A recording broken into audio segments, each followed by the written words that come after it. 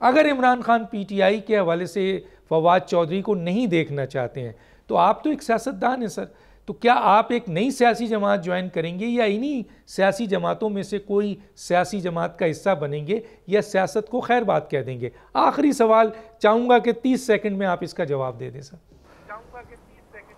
अगर इमरान खान इनके प्रोपेगंडे में आके ये कहते हैं कि मैं पीटीआई का हिस्सा नहीं हूँ या वो नहीं लेते, मैं फिर भी इमरान खान के साथ खड़ा हूँ।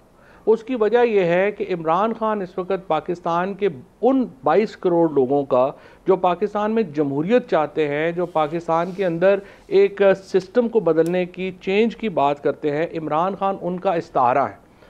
इमरान खान ये हारते हैं ये लड़ाई, तो इसका मतलब है कि पाकिस्तान के लोग ये लड़ाई हार जाएंगे।